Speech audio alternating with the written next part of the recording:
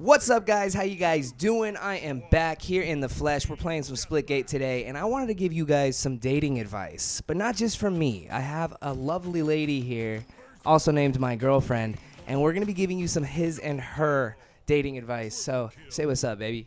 Hello. All right, guys. So we wanted to give you a little bit of dating advice. Not that we're professionals or anything. We're honestly learning still as we go, but I feel like this could be a good door opener for some people who need the advice. I agree. So with that being said, let's jump right into it. The first thing that I want to give you guys advice on is communication. Communication is a big thing in relationships and even before relationships. So what I mean by that is you can't be afraid to talk about your feelings. Do you agree with that? 100% I agree. I think it's intimidating. It is. It's definitely scary. I think it's wise. Exactly. So if you're feeling this type of way, like if someone does something that you don't like, this can go in friendships as well, or family, whatever. It's like you got to be able to speak up about that, but in a respectful way, in a way that the other person isn't going to take it like you were criticizing them. Not an attack, but a constructive conversation. Exactly. And that was always a hard thing for me, was talking about how I'm feeling. And, you know, if something that someone does is bothering me, to even talk about it, I usually would just blow it under the rug and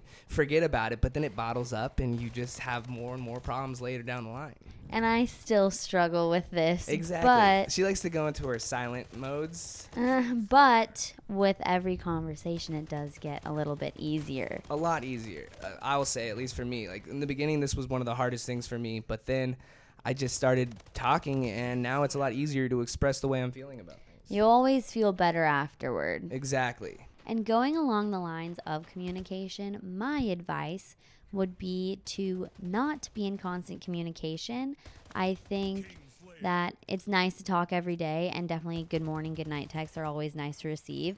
But throughout the day, we can take up to like 4 or 5 hours to respond to each other. Because it's like, if you're talking all day, every day, like what do you have to talk about next? On your next time you're hanging out, it's like you already know what that person did all day. Right. You know what they did yesterday and the day before, because you've been talking 24/7. So don't be afraid to like not communicate for a little bit. And I know some people can do that, but Right. I think it's also great to just like be talking, but not, there's no pressure to respond within 5 minutes. And do you not agree that independence is a very admirable thing in a relationship? Like, Oh, 100%. I know you're very independent, you know I'm very independent, but then we could still come together and then still be maybe dependent on each other while still being independent. Right, and I love talking to you, but texting, like, it's just different texting versus Exactly. in person. So don't be afraid to put your phone down and just relax a little bit. It doesn't Enjoy need the to moment, be you don't present. need constant communication all the time. I got another one, Okay, what is it? and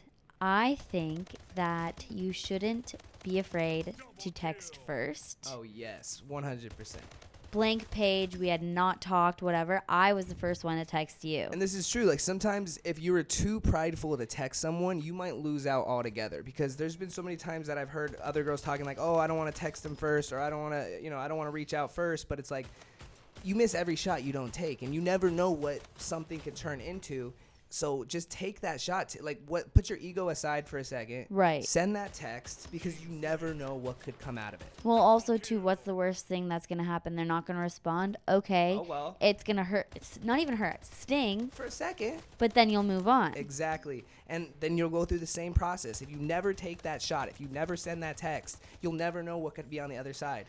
The grass may very well be greener on the other side. True. So don't be afraid to go out there and put your heart on the line. That's the biggest thing, is like, you have to be able to put your heart on the line. And that's what I learned in a relationship, is going back to the first topic that I brought up, is, you know, communication. Like, you have to be able to put yourself on the line. You have to be able to open yourself up and feel feelings. That's the biggest thing, is feeling feelings. Like, I know it's like, you might think to yourself, oh, I'm a simp, or this is cringy, but at the end of the day, that doesn't matter, and that doesn't even exist. Just go for it, because this is your life, and if you want to live your life with love, then you got to put yourself out there. Also, who cares? You know, all you just got to look out for is yourself. Exactly. Don't worry about what your friends may think, or what other people may think about how you are acting or how you are feeling, because this is your life, and you got to make the decisions for you.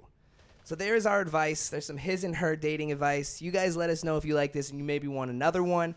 Until then, I think we're going to get out of here. So we'll see you guys later. Peace. Bye. Subscribe.